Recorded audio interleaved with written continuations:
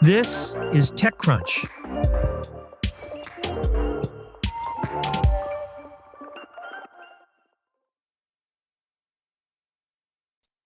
Following a couple of months testing, Norway-based browser company Opera has finally made its AI-powered browser, Neon, available to the public, though you'll have to shell out $19.90 per month to use it.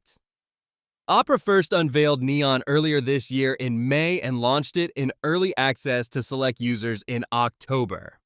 Similar to other AI-first browsers like Perplexity's Comet, OpenAI's Atlas, and the browser company's Dia, Neon bakes in an AI chatbot into its interface, letting you ask it answers about pages, use it to create mini apps and videos, and get it to do tasks for you.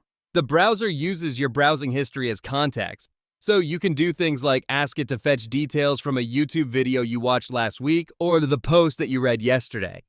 You can also build cards for repeatable tasks using prompts, and the browser offers a deep research agent that can get you detailed information about any topic.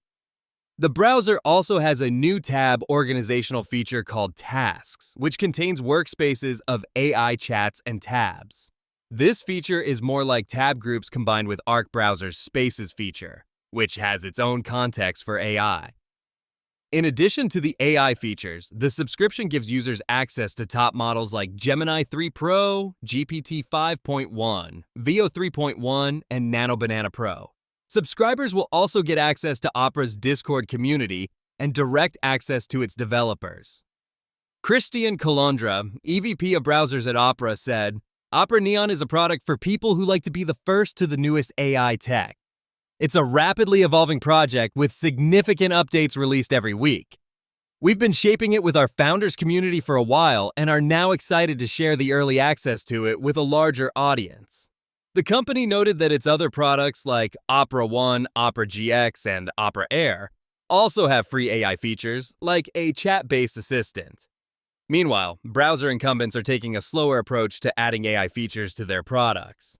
Earlier this week, Google detailed the security work it is doing to protect users against different attack surfaces that agentic features are prone to. And Brave said, on Wednesday, it is previewing its agentic features in a nightly build and provides an isolated browsing profile for using AI features so users can keep their regular, non-AI usage separate. On Thursday, Rivian CEO detailed how the company plans to make its electric vehicles increasingly autonomous. An ambitious effort that includes new hardware, including LiDAR and custom silicon, and eventually a potential entry into the self-driving ride-hail market.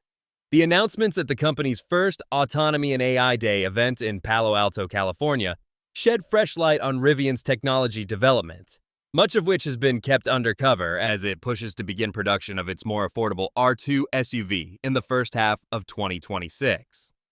Rivian's event is also a very public signal to shareholders that it's keeping pace, or even exceeding, the automated driving capabilities of industry rivals like Tesla, Ford, General Motors, as well as automakers from Europe and China.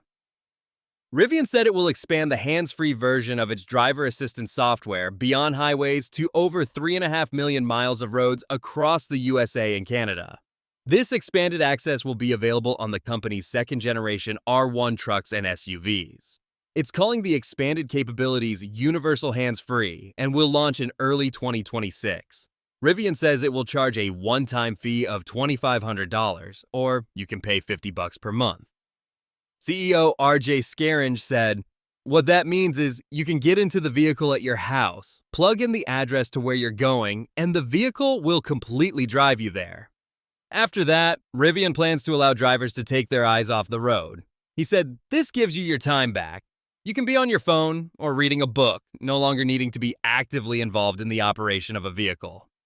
Rivian's driver assistance software won't stop there. The EV maker laid out plans on Thursday to enhance its capabilities all the way up to what it's calling Personal L4, a nod to the level set by the Society of Automotive Engineers that means a car can operate in a particular area with no human intervention. After that, Scaringe said Rivian will be looking at competing with the likes of Waymo. While our initial focus will be on personally owned vehicles, which today represent a vast majority of the miles driven in the United States, this also enables us to pursue opportunities in the rideshare space.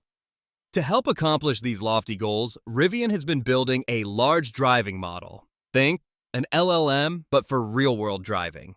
Part of a move away from a rules-based framework for developing autonomous vehicles that has been led by Tesla. The company also showed off its own custom processor, which it says will be built in collaboration with both ARM and TSMC. That custom chip powers what Rivian is referring to as its third-generation autonomy computer, or ACM3. The new computer can process 5 billion pixels per second and will start showing up on Rivian's upcoming mass-market R2 SUV in late 2026. Rivian will couple the ACM3 with a LiDAR sensor at the top of the windshield to provide three-dimensional spatial data and redundant sensing, which it says will help with real-time detection for the edge cases of driving. The R2 is set to start shipping in the first half of 2026, meaning the launch versions of the SUV will not have ACM3 or the LiDAR sensor. But the company said in a press release that it aims to continuously improve the autonomy capabilities of its Gen 2, R1, and future R2 vehicles, with a clear trajectory including point-to-point, eyes-off, and personal L4. The company believes it can reach an advanced state of autonomy in many of its current vehicles without the new hardware. But Scaringe said Thursday that the new hardware suite will enable a much higher ceiling than we have in our vehicles today. That's it from TechCrunch. For more stories like these, go to TechCrunch.com.